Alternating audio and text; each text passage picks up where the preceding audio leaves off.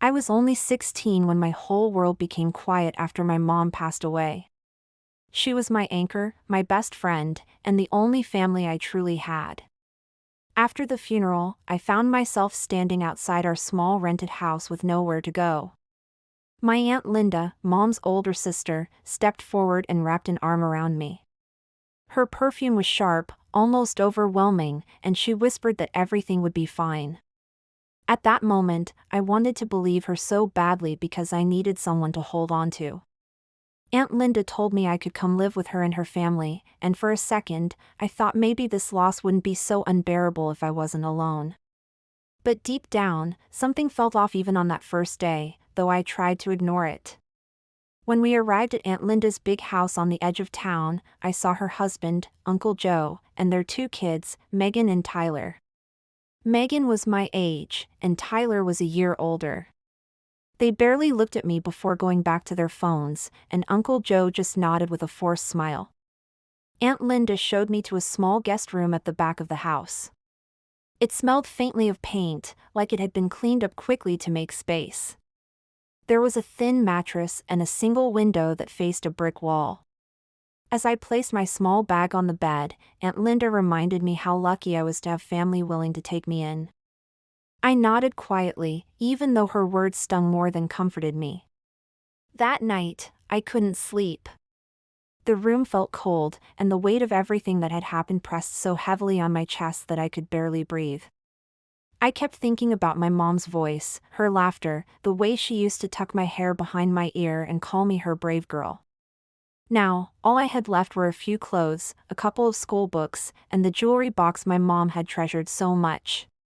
Inside that box were pieces passed down from her mother and grandmother. Before she got sick, Mom had told me that no matter what happened, the jewelry was mine. She said it would help me start a life of my own one day, maybe help pay for college or my first apartment. It wasn't about money, it was a part of her, a part of our family history. That promise felt like a thread connecting me to her even now. A few days after moving in, Aunt Linda asked to see the jewelry box. She told me it wasn't safe to keep something so valuable in my tiny room. She said it would be smarter to keep it in her locked closet, away from curious guests or even Megan and Tyler, who sometimes invited friends over. I hesitated, holding the box so tightly my fingers ached. But Aunt Linda's expression changed when she saw my doubt. Her voice turned cold as she reminded me that I was living in her house now, eating her food and sleeping under her roof. I felt small and powerless, so I handed over the box. Aunt Linda's smile returned as she took it from my hands, and she told me not to worry, that she'd take good care of it. Weeks turned into months. Life in Aunt Linda's house wasn't what I imagined. Megan and Tyler barely spoke to me unless they needed something. Uncle Joe stayed quiet most of the time, hiding behind his newspaper or work. Aunt Linda made sure I knew my place, always help with dinner, do the dishes, keep my room clean, and never talk back. She often compared me to Megan, saying I should be more like her, more outgoing, prettier, smarter. It hurt, but I bit my tongue. I kept reminding myself I just had to finish school, save up, and then leave. At night, I lay awake wondering about the jewelry box. Sometimes I wished I could go into Aunt Linda's room and see it, just to feel closer to Mom. But the door was always locked, and Aunt Linda kept the key on a chain around her neck. Once, I asked if I could hold the jewelry, just for a minute. Aunt Linda's face turned hard, and she snapped that it wasn't a toy for me to play with whenever I wanted. After that, I stopped asking. School was my only escape. There, I could pretend I was just another student, not the poor orphan living on her aunt's charity. But even that wasn't easy. Megan and Tyler were popular, and people quickly realized I was the cousin who lived in the back room. Whispers followed me in the hallways. I became quieter, kept my head down, and focused on my grades because that felt like the only thing still under my control. Every now and then, when Aunt Linda seemed to be in a good mood, she would remind me that I owed her everything. She'd say things like, "If it weren't for us, you'd be out on the street. And I would nod and say thank you, even if my stomach turned with shame. I started working part-time at the library after school. It wasn't much, but I saved every dollar I could. Aunt Linda told me not to bother. She claimed she'd take care of college expenses when the time came. But deep down, I didn't trust her words. One rainy afternoon, I came home early because the library closed due to a leak. As I stepped into the hallway, I heard Aunt Linda on the phone in the kitchen. She didn't see me standing there, just outside her view. Her voice was low but clear enough. I sold another one last week. The girl doesn't suspect a thing. Stupid, really. Thinks I'm keeping them safe for her. My heart dropped. I felt frozen, like my lungs had stopped working. I stayed completely still, listening as she laughed softly and talked about how much she got for a necklace, saying there were still a few more pieces left. I stumbled back into the hall, my ears ringing. My mother's jewelry, Mom's last gift to me, was being sold off piece by the person who promised to protect it. Tears blurred my vision, but I swallowed them down. I couldn't let Aunt Linda see me cry. That moment changed something inside me. The sadness that had weighed me down for months shifted into something sharper, something stronger. I knew I had to do something, but I didn't know what yet. All I knew was that my mom's voice echoed in my mind, telling me to be brave. And this time, I decided I would be. That night, I barely slept as I lay staring at the cracked ceiling of my small room, listening to the rain tapping against the window. My mind kept circling back to Aunt Linda's voice, each word like a needle pressing deeper into my chest. All this time, while I had been trying to be grateful and obedient, she had been quietly selling off my mother's jewelry, the last real part of my mom that I had left. At first, the hurt felt so big I thought it might swallow me, but slowly, something else began to grow inside me, anger. It was quiet at first, like a whisper at the back of my mind, but it kept repeating the same thing over and over. I couldn't let her get away with this. By morning, the anger felt steadier, stronger, almost like a new backbone that I had been missing all these months. I went through the day pretending everything was normal. I helped Aunt Linda make breakfast, cleared the dishes while Megan scrolled on her phone, and Tyler complained about the eggs being too runny. Aunt Linda barely looked at me, which suited me just fine.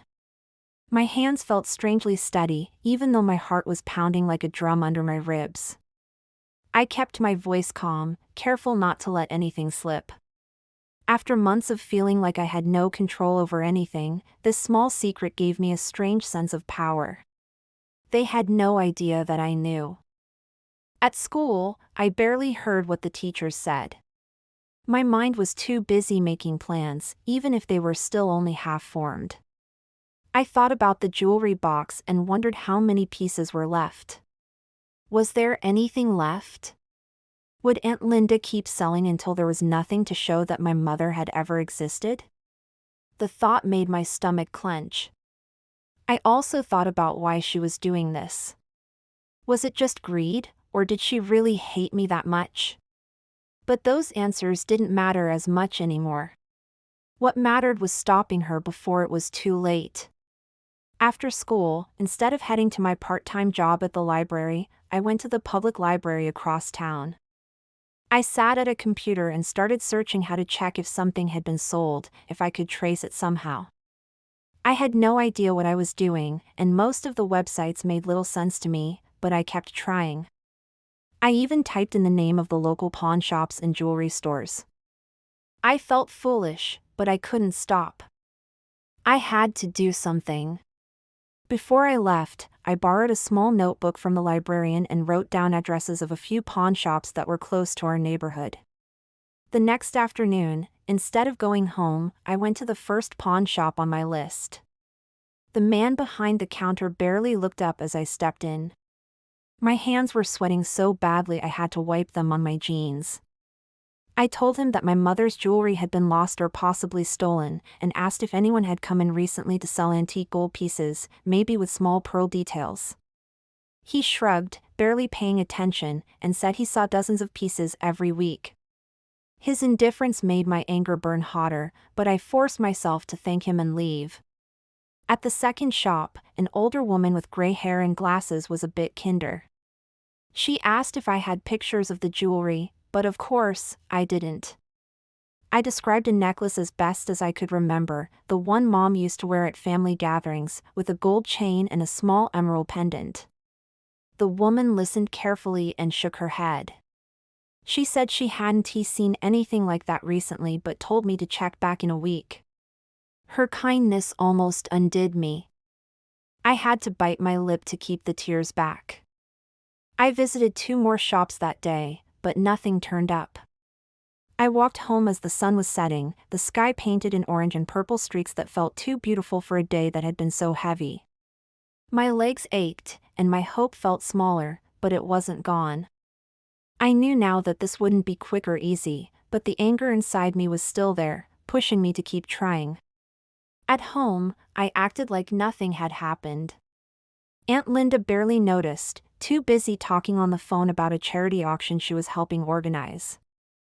I watched her, really watched her, and realized how good she was at pretending.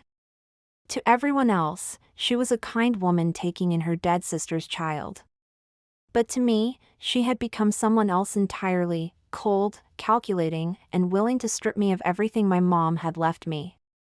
I wondered if she had always been this way or if something had changed her. But again, it didn't matter. What mattered was stopping her. That night, I made another plan. If I couldn't trace what she had already sold, maybe I could at least save what was left. I waited until the house felt quiet, Megan's music stopped playing, and Tyler's voice faded from the hallway. Then I stepped softly into the dark hallway. Aunt Linda and Uncle Joe's bedroom door was closed. I could see the faint outline of the key on the chain she always wore, resting on the nightstand beside her. My heart pounded so loudly I thought it might wake them. My hands were shaking as I stood frozen by the door. One part of me screamed to go back, to hide under my blanket and pretend nothing was wrong. But another part, the angrier, braver part, made me stay. I don't know how long I stood there before I finally turned away. I couldn't do it, not yet. But even as I walked back to my room, something inside me felt different. I wasn't as scared as I had been before. The fear was still there, but it wasn't stronger than my anger anymore. In that moment, I realized something important. Aunt Linda had been counting on me staying silent, being grateful, and never fighting back. That's why she had gotten away with it. And if I wanted to stop her, I couldn't let her see that I had changed. Lying awake, I whispered to myself that I would find a way. Even if it took months, even if I failed at first, I wouldn't stop. I owed that to Mom, and maybe I owed it to myself too, to become someone stronger than the scared girl who had handed over her mother's last gift without a fight. I didn't know exactly how yet, but for the first time in months, I felt a strange, stubborn hope. And with that hope, I finally drifted into an uneasy sleep, ready for whatever came next. The next morning felt different, even if nothing outside had changed. The same stale cereal waited on the kitchen table, and Megan still scrolled through her phone without saying a word to me. And the droning voice of my math teacher to the image of that locked jewelry box. At lunch, while the cafeteria buzzed with laughter and clinking trays, I sat alone with my head resting on my arm, replaying ideas over and over. She mentioned she'd made fresh lemon squares and was excited to share them. At work, I accidentally dropped a stack of books. My heart was beating so loudly it felt like it echoed in my ears. I paused outside her bedroom door, took a shaky breath, and slowly turned the knob. The door opened with a soft creak that sounded as loud as thunder to me. But the locket felt small enough that maybe she wouldn't remember right away, or maybe she'd assume she had already sold it and forgotten. I sat on the edge of my bed, holding the locket in my palm. It felt cool and heavy, a real thing that proved Mom had been real, that our love had been real, no matter how hard Aunt Linda tried to erase it. I hid the locket deep in a sock in the back of my drawer, my heart still racing. Even if Aunt Linda found it missing, she wouldn't look there. My hands felt like they didn't belong to me as I carefully slipped the locket into my pocket. Then I closed the jewelry box and locked the drawer again, putting the key back in the ceramic dish before Aunt Linda could notice it missing. Inside, the room smelled faintly of lavender and lemon cleaner. I stepped carefully toward the nightstand. There it was, the small ceramic dish, and resting inside was the key. For the first time, I felt like I had taken a step toward fighting back, not enough to undo everything, but enough to remind myself that I wasn't powerless. And lying there, listening to her voice, I began to think that maybe this was only the beginning. If she thought I would stay silent forever, she was wrong. I didn't know what my next move would be yet, but I knew now that I had to keep going. Because even though I was just one girl against an entire family that didn't want me, I still had something they didn't, a reason to fight. And sometimes, that was all it took. Mrs. Jenkins asked if I was feeling all right, and I forced a smile and said I was just tired. But the memory of her cold words, telling me I should feel lucky she kept me at all, pushed me forward. I picked up the key, my fingers trembling so badly I almost dropped it. I slipped it into my pocket and left the room, gently closing the door behind me. My heart raced as I hurried to her office, where she kept the jewelry box hidden in the bottom drawer. Inside, I kept repeating to myself that I had to do this. It clicked softly, and when I opened the drawer, there it was, the wooden jewelry box with its faded rose carvings. My hands shook as I opened it, half expecting to find it completely empty. But to my surprise, there were still a few pieces left, a delicate bracelet I remembered Mom wearing on special days, a pair of earrings with tiny sapphire stones, and a small silver locket. My eyes filled with tears. For a second, I just held the locket in my palm, remembering the warmth of Mom's hugs. I had to know what was left. I had to take back at least a small piece of what was mine. I nodded politely, trying to keep my face blank. Megan complained about her friend canceling their sleepover, and Tyler was too busy asking for more ketchup to notice me at all. My chest felt tight the whole time, knowing what I was planning. It felt like betrayal, even though she had betrayed me first. None of them seemed good enough, but at least I was thinking about something, anything, besides just hoping Aunt Linda would magically change. I knew by now that wasn't going to happen. But inside, something had shifted.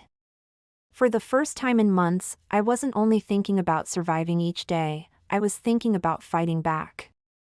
After barely sleeping, I had convinced myself that there had to be something left in that locked box. Even if Aunt Linda had sold most of Mom's jewelry, surely she hadn't gotten rid of everything yet. The problem was figuring out how to get to it. Every time I thought about sneaking into her room at night and taking the key, my stomach twisted itself into knots.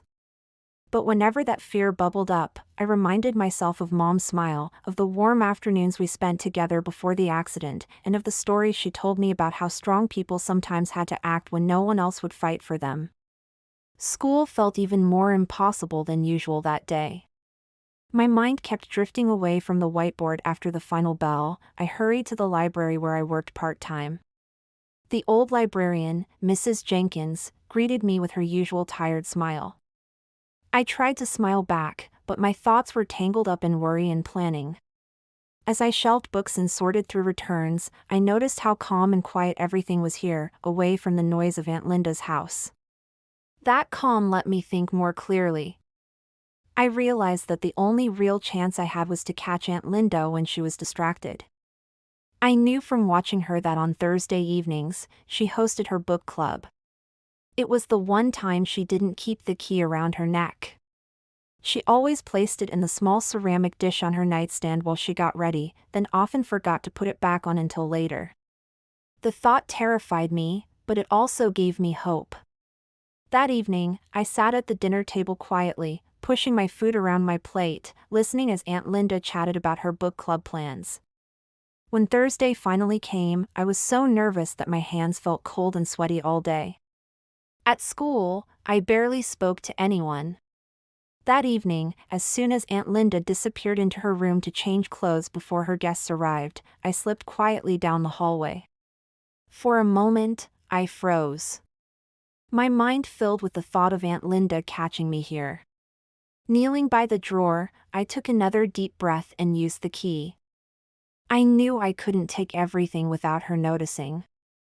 By the time I got back to my room, my whole body felt shaky and light, like I might float away. That night, while Aunt Linda's laughter drifted down the hallway from the living room where her friends gathered, I lay awake with my eyes wide open, staring at the ceiling. The next morning felt heavier than usual, as if the weight of what I'd done the night before settled onto my shoulders like a thick, invisible coat. I woke up earlier than everyone else, sitting silently on the edge of my bed and staring at the dresser drawer where I'd hidden the locket. "Don't forget to fold the laundry today," she said, her voice flat and dismissive, as if I were no more important than the dishes in the sink. I nodded and mumbled, "Okay," before pouring myself a glass of water. "Ugh, I can't stand her," she complained, talking about one of her friends from school.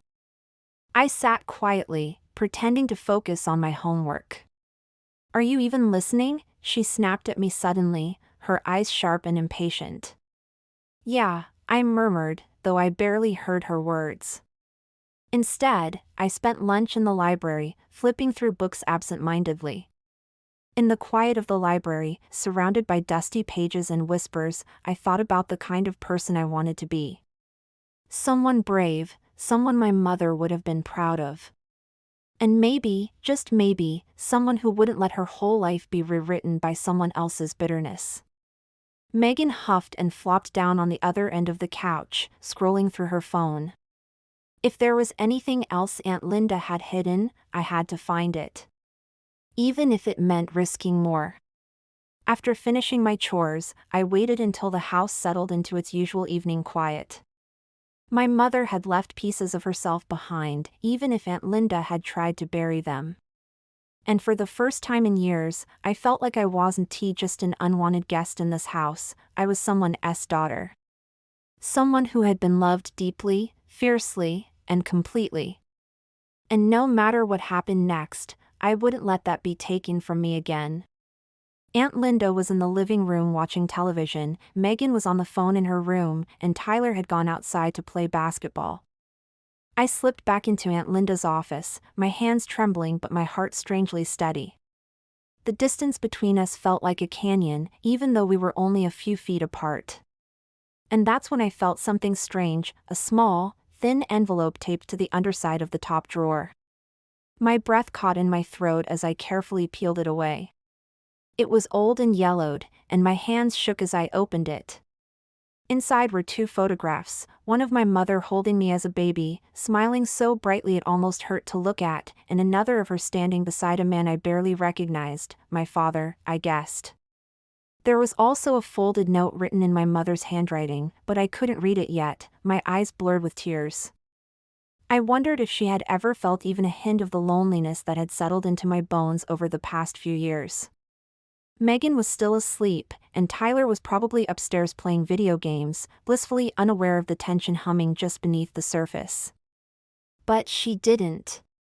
She hung her coat, complained about the traffic, and asked Megan about her day. I watched them, realizing how easy it had always been for them to belong to each other. It felt like I had finally taken a first step, but now I stood at the edge of something much bigger and scarier. What if there were more pieces of Mom's life hidden somewhere?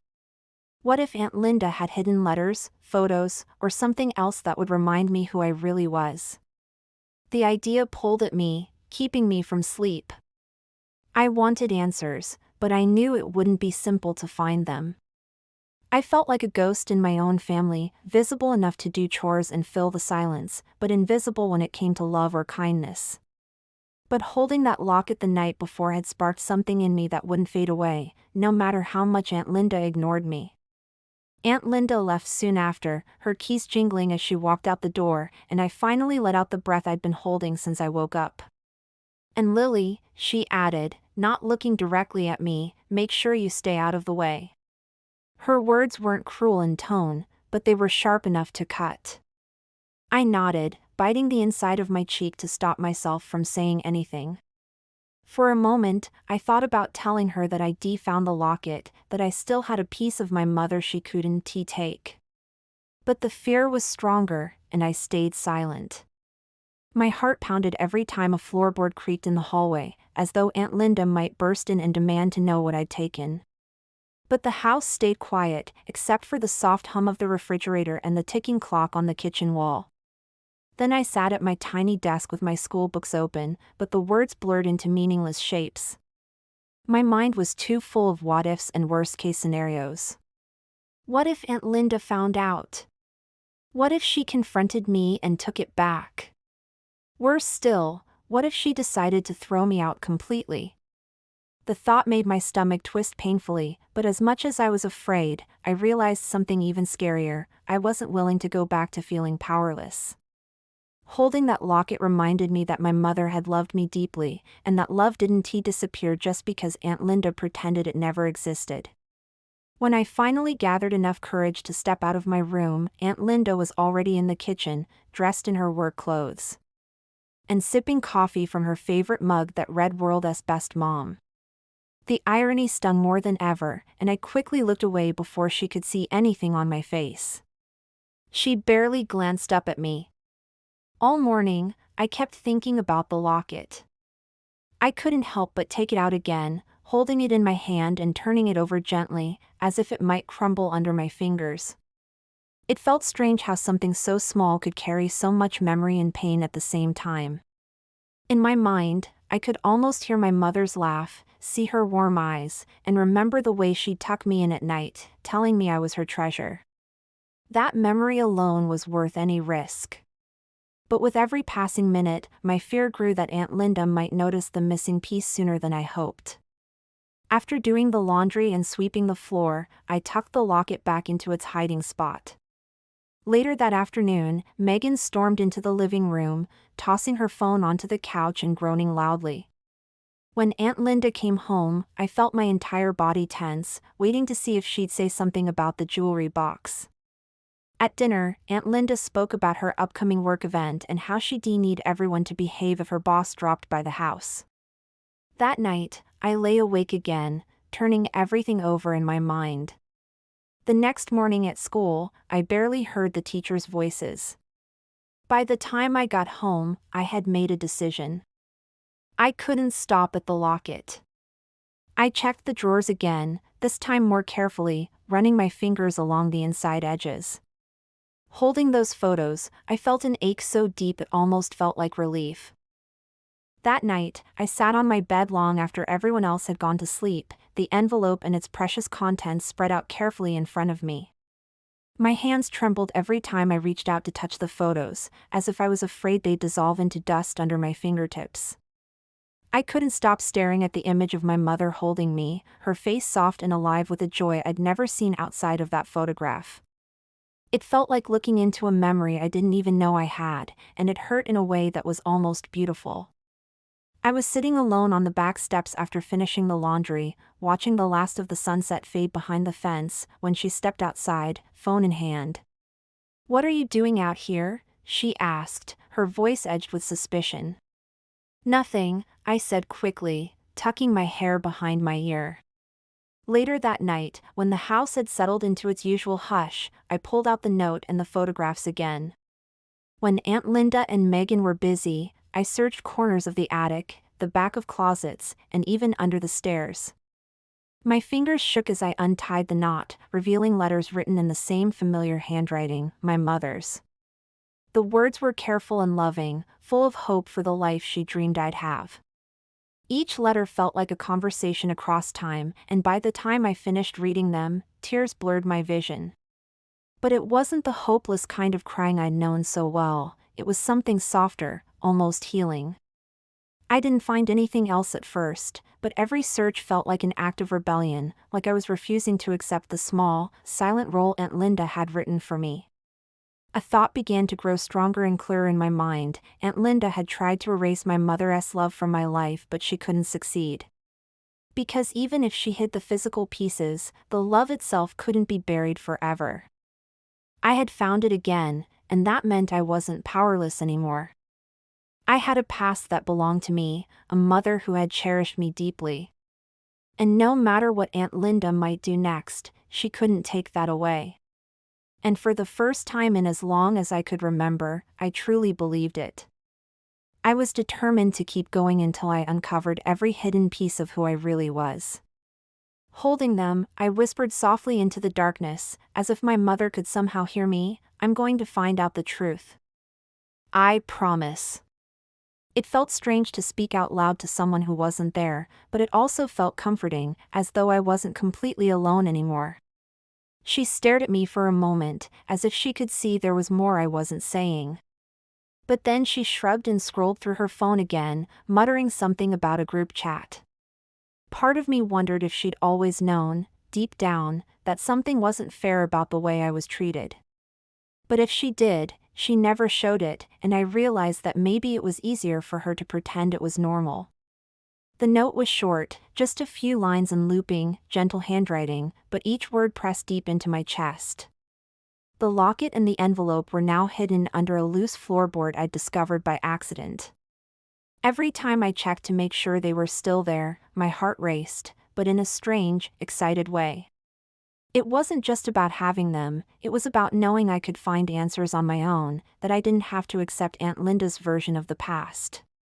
For my Lily, so you'll always remember how much you're loved. Aunt Linda was cleaning her bedroom and called me in sharply. My heart jumped into my throat, but I forced myself to breathe and step in calmly. "Where's the old jewelry box?" she demanded suddenly, not looking at me but rummaging through a drawer. It's right there," I said, pointing to the top shelf where it had always been. She pulled it down, opened it, and her eyes narrowed as she counted the contents. My palms went cold, and for a moment, I felt like a little kid caught doing something wrong. But when she looked at me, something in her eyes told me she didn't actually know anything yet, she was just suspicious by nature. "You better not be touching what doesn't belong to you," she said, her voice low and sharp. "Do you understand?" I nodded, forcing my face to stay blank, even though my heart was pounding so loudly it felt like it might shake the walls. When she turned away, I slipped out of the room quickly, my legs weak with relief. "Even if I'm not there, my love will always find you." Reading those words over and over made my throat tighten until it was hard to breathe, but it also felt like breathing for the first time in years. For so long, I'd convinced myself that maybe I hadn't really mattered that much to her, that maybe Aunt Linda was right when she said I'd been nothing but a burden. Holding those words in my hand, I knew that wasn't true. In the quiet, I thought about what it meant to keep this secret. I knew if Aunt Linda discovered what I'd found, she would do everything she could to tear it away from me. Maybe she'd say the photos weren't real, or accuse me of stealing again, or worse. But the difference was that now, I didn't care what she said. For the first time, I had something that belonged to me and only me, something that proved I had been loved before Aunt Linda's bitterness colored my life. It made me feel braver, like I had a shield I'd never had before. The next day, I moved through the house differently. I still did the chores she asked me to do, washing dishes, sweeping the floors, folding towels, but inside, something had shifted. When Aunt Linda scolded me for leaving a cup on the table, her words felt dull instead of sharp. And when Megan rolled her eyes at me in that way she did whenever she thought I was being weird, it didn't sting the same. I had a quiet knowledge in my chest now, like a steady flame that couldn't be blown out by their coldness. That evening, Megan caught me off guard. That night, lying in bed, I thought again about what came next. A few days later, my resolve was tested sooner than I expected. The fear lingered the rest of the day, but it never fully buried the new strength growing inside me. In the days that followed, I became even more careful, moving through the house like a quiet shadow.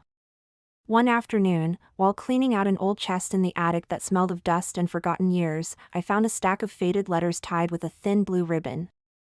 As I carefully tucked the letters into my hiding place under the floorboard, asked ChatGPT.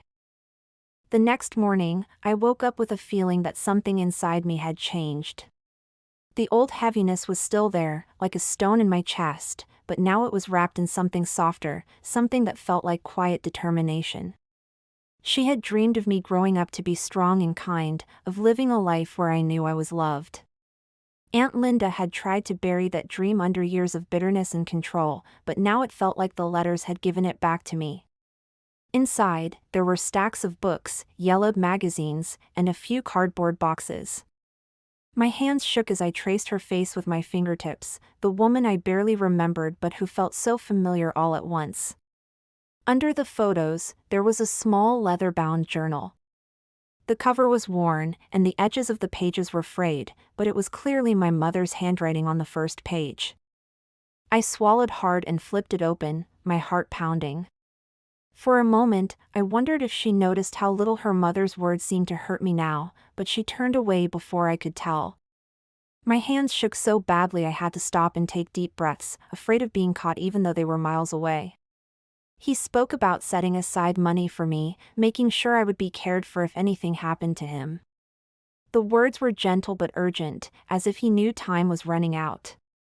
At the end, he mentioned that the money had been placed in a trust, to be given to me when I turned 18. My breath caught as I realized the truth. Aunt Linda must have known about it all along. She had kept it from me, possibly taken it for herself, and spent years letting me believe I had nothing. Hidden under an old quilt at the bottom of a box, I found a sealed envelope addressed to my mother. But then, almost immediately, the cold turned into anger, an anger I hadn't allowed myself to feel for so long. My whole life, Aunt Linda had told me I was a burden, worthless, and ungrateful, and all the while she had been hiding what my father had left to protect me. The realization hurt, but it also made something inside me harden into resolve. The handwriting wasn't familiar, and the paper was yellowed with age. I carefully opened it, and what I read made my heart stop. After dinner, I slipped away to the back porch, where the air felt cooler and freer than inside the house. I sat on the steps, listening to the quiet, thinking about what to do next. Finding the letters and the journal felt like a sign, but it wasn't enough. I needed to know the whole truth. At first glance, nothing looked important, but I kept digging, pushing aside old newspapers and cracked photo frames. Others were heavier, tinged with fear and worry, especially after my father died. The wind outside rustled the leaves, but all I could hear were my mother's words echoing in my head. It hurt to read, but it also felt like she was speaking directly to me, telling me not to give up, not to let Aunt Linda's cruelty define who I was. I promise. My voice shook, but the promise felt real, like a seed planted in the deepest part of me. I didn't know how yet, but I knew I couldn't stay silent anymore. I had found the proof I needed, and soon, I would find a way to use it. Aunt Linda's lies had stolen enough from me. It was time to take something back. I wiped my eyes on my sleeve and carefully wrapped the journal back in the cloth, hiding it with the other letters and photos under my floorboard that night. One entry in particular made my chest tighten painfully. Linda is becoming colder every day. I worry what will happen to Lily if I'm not around to protect her. I pray she will always remember that she is loved, no matter what anyone tells her. Her words made my vision blur with tears. Even back then, my mother had sensed something dark in Aunt Linda, something that might hurt me after she was gone. Near the bottom, I found a small box wrapped in a piece of cloth. My fingers trembled as I pulled it free. When I opened it, my breath caught in my throat. She scolded me for slicing the vegetables too thinly, then snapped at me when I spilled a drop of sauce on the counter. Normally, her words would have made my chest tighten and my face burn with shame. But this time, I kept thinking about my mother's words in the journal. No matter what anyone tells her, she is loved. It was like armor around my heart, soft but strong. Each word my mother had written felt like a promise whispered across time, that I was worth more than the way I'd been treated. For so long, I had accepted my place in the house without question, believing that Aunt Linda's coldness The shed was cluttered with broken furniture, old boxes, and spider webs thick enough to look like lace. As I worked my way through the mess, I found an old trunk pushed against the back wall, its lid covered in peeling paint. My heart skipped a beat. I didn't know why, but something told me I had to open it. And Megan's mockery were just things I had to endure. But reading my mother's letters had lit a small fire that wouldn't go out. It wasn't a loud fire, not the kind that demanded attention. It burned slow and steady, giving me a strength I didn't even realize I'd been missing. That day, I moved through my chores differently. As I folded laundry and swept the kitchen floor, my mind kept drifting back to the words my mother had written. Later in the afternoon, Aunt Linda asked me to clean out the small storage shed behind the house, a job that had been avoided for months. The trunk creaked loudly as I lifted the lid, and the smell of dust and old paper rose to meet me. Inside were more photographs, pictures of my mother at different ages, laughing at a picnic, standing by a Christmas tree, and even one of her holding me as a newborn. Reading the journal felt like stepping into her thoughts. Some entries were happy, full of hope about the future she wanted for both of us. I sat there for a long time, the journal open on my lap, the afternoon light filtering through the cracks in the shed walls. That evening, as I helped prepare dinner, Aunt Linda was in a particularly foul mood. Megan watched the exchange silently, her expression unreadable. The next morning, when Aunt Linda and Megan were out shopping, I dared to look through the boxes in Aunt Linda's closet. It was a letter from my father, written shortly before he died. The discovery made me feel cold and hot at the same time, like I'd stepped into freezing water. As I tucked the letter safely into my hiding spot that night, I whispered into the darkness, "I'm going to make this right, Mom."